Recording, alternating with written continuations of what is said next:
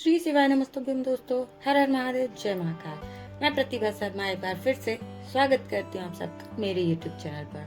दोस्तों, नवरात्रि के 9 दिन यानी कि देवी के दिन जितना आप देवी को प्रसन्न करना चाहें, जितना आप उनके लिए पूजा ध्यान करेंगे, उतना आपको आशीर्वाद माँ का प्राप्त होगा। परंतु दोस्तों, आज के वीडियो में मैं कुछ छोटे से उपाय लेकर आई हूँ जो कि बहुत ही स्पेशल उपाय होने वाले हैं आप सबके लिए। बहुत ही सरल, बहुत ही आसान से उपाय है और पूज्य गुरु जी ने बहुत सारी कथा में ये बताया है। पूज्य गुरु जी की कथा को सुनकर वीडियो के माध्यम से अपने शब्दों में मैं कुछ जानकारी आपके साथ लेकर आई हूँ। उम्मीद करती हूँ कि आपके लिए फायदेमंद होगी, तो वीडियो को बिना स्किप किए पूरा जरूर देखिएगा। चलिए बात कर लेते हैं इस वीडियो में कौन कौन से उपाय हम यहाँ पर करने वाले हैं। तो पहला उपाय दोस्तों, जो कि आजकल के हर घर में देखने को मिलता है, हर कोई मोबाइल चला रहा है, लैपटॉप चला रहा है, टीवी देख रहा है। स्पेशली बच्चों के साथ में ये चीज़ है कि आप उनको कितना भी समझाते हैं वो इस बात को नहीं समझते और बहुत ज़्यादा सिस्टम या इन चीज़ों को उपयोग में लेते हैं। तो इसका सीधा सीधा प्रभाव पड़ रहा है उनकी आंखों के ऊपर। और अगर हम बात करें बड़ों की, जो कि मैच्योर हैं, समझदार हैं, पर वो छोड़ नहीं सकते क्योंकि बहुत सारे ज़रूरी काम हैं जो उनको कंप्यूटर या लैपटॉप के ऊपर बैठकर करना ही होते हैं। बट हाँ, कुछ चीज़ें हैं तो आप इनको कम कर सकते हैं दोस्तों। तो अगर आप भी बहुत ज़्यादा टाइम कंप्यूटर लैपटॉप पर बैठकर काम करते हैं और आपकी आँखों की रोशनी पर फर्क आ रहा है, जी हाँ, अगर आपकी आंखों की रोशनी में कुछ अंतर नजर आ रहा है, आपको चश्मा लग गया है या आपको बहुत सालों से चश्मा लगा हुआ है, आपको आंखों में कोई दिक्कत हो रही है, माइग्रेन जैसी कोई समस्या हो रही है, तो दोस्तों ये वीडियो में जो उपाय है ये सिर्फ आपके लिए ही है। कैसे आप अपनी आंखों की रोशनी को बढ़ा सकते हैं, कैसे आप अपनी आंख में होने वाली किसी समस्या को दूर कर सकते हैं, कैसे, बहुत छोटे से उपाय के साथ में, जो कि पूज्य गुरु जी ने अपनी कथा में बताया। दोस्तों, आपने लेना सिर्फ और सिर्फ छोटा सा बेलपत्र, छोटा सा यानी कि जो आपकी उंगली के 2 पोर होते हैं, है ना, आप देखेंगे अपनी फिंगर में, उसमें कट होते हैं 1 2 3 3 पार्ट में आपकी फिंगर होती है। तो शुरू के जो 2 भाग होते हैं जिसको पोर बोला जाता है, तो 2 पोर के बराबर की आपको छोटी सी बेलपत्र लेनी है। प्यारी सी सुंदर सी बेलपत्र आपको मिल जाएगी। इतनी छोटी सी बेलपत्र जब आप लेंगे तो वो बहुत ही सॉफ्ट होती है, ठीक है। जो बेलपत्र बड़ी हो जाती है उसकी पत्तियां कड़क हो जाती है। तो आपने एक छोटी सी प्यारी सी बेलपत्र लेनी है जो कि आपकी फिंगर के 2 पोर से बड़ी नहीं होनी चाहिए। छोटी सी बेलपत्र ले लीजिए दोस्तों। साथ ही साथ आपने लेना है एक तांबे के पात्र में जल और लेकर के पहुंच जाना है इसको कहाँ, महादेव के शिवलिंग के समक्ष।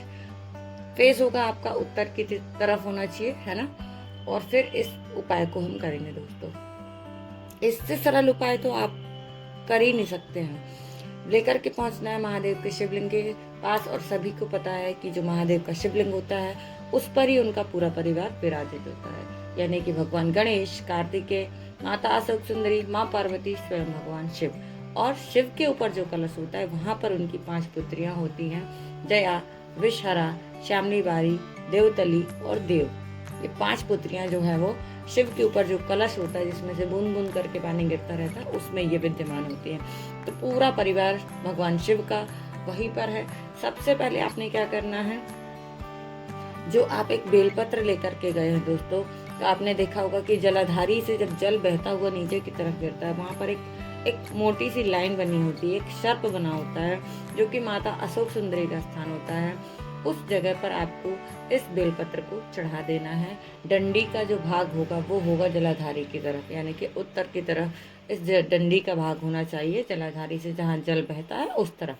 सबसे पहले आपने अपनी बेलपत्र को चढ़ा देना है दोस्तों।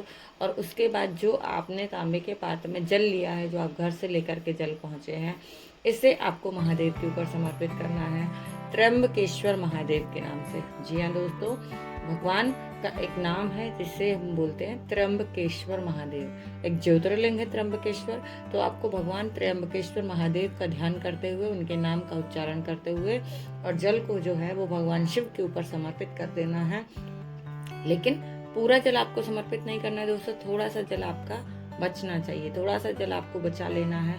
और वही स्थान, जिस स्थान पर आपने माता को बेलपत्र समर्पित की है, यानी कि माँ अशोक सुंदरी के स्थान पर ही आपको 3 बार जो जल आपने लिया है उसको त्र्यंबकेश्वर महादेव के नाम से समर्पित करना है, उसी बेलपत्र के ऊपर। कितनी बार करना है दोस्तों, एक बार फिर से रिपीट कर रही हूँ। जो तांबे के पात्र का जल है महादेव के ऊपर शिवलिंग पर आपको समर्पित करना है और थोड़ा सा जल बचाने के बाद उसी जल को जो बेलपत्री आपने माता अशोक सुंदरी के ऊपर समर्पित की है उसके ऊपर ही 3 बार त्र्यंबकेश्वर महादेव का नाम का जाप करते हुए, कुंदकेश्वर महादेव के नाम का जाप करते हुए 3 बार जल समर्पित कर देना है।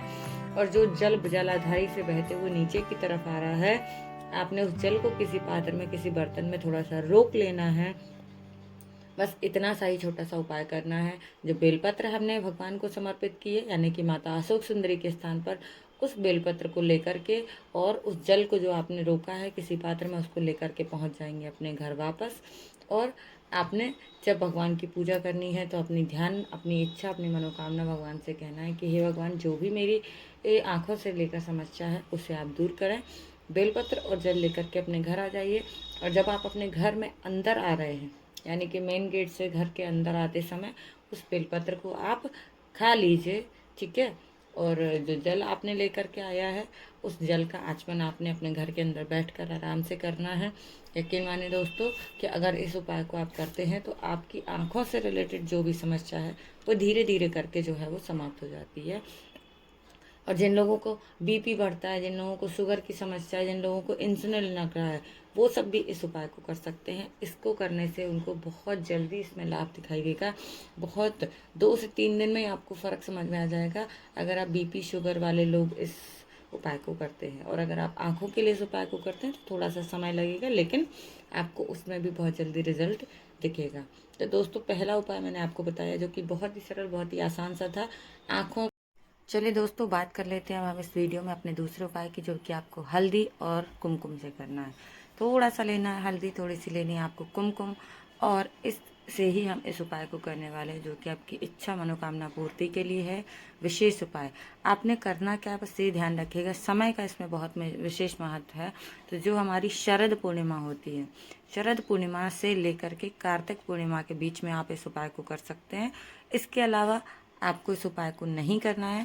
सिर्फ और सिर्फ शरद पूर्णिमा से लेकर के कार्तिक पूर्णिमा के बीच का जो विशेष समय होता है उस समय ही आप इस उपाय को कर सकते हैं। दोस्तों आपने लेना है थोड़ा सा कुमकुम और जो हल्दी है हमारी, है ना, हल्दी और कुमकुम लेकर के आपने पहुंच जाना है महादेव के शिवलिंग के समक्ष। और सभी को पता है कि माता अशोक सुंदरी का स्थान कहाँ पर होता है।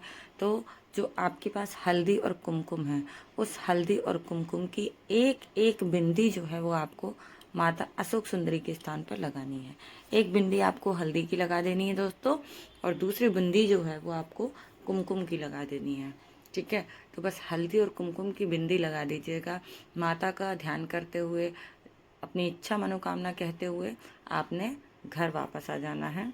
आप चाहें तो भगवान को जल समर्पित कर सकते हैं, पहले जल समर्पित कर दीजिएगा दोस्तों, और फिर उसके बाद में माता के स्थान पर हल्दी और कुमकुम की एक एक बिंदी लगा देनी है आपने, और माँ का ध्यान स्मरण करते हुए, अपनी इच्छा मनोकामना कहते हुए अपने घर की ओर वापस आ जाना है। बस इतना सा छोटा सा उपाय करना है दोस्तों। और वही हाथ जो आपने जिस हाथ से हल्दी और कुमकुम माता को लगाया है, वो ही हाथ आपको जब आप अपने घर के अंदर आ रहे हैं तो मेन गेट के अंदर, यानी कि जो आपका घर का लकड़ी वाला दरवाज़ा होता है, जब आप वहाँ पर आते हैं तो घर में अंदर आते समय आपको उन्हीं दोनों उंगलियों से, उन्हीं हाथों से जो है वो अपने घर के चौखट को वो तिलक लगा देना है जो आपके हाथ में लगा हुआ था।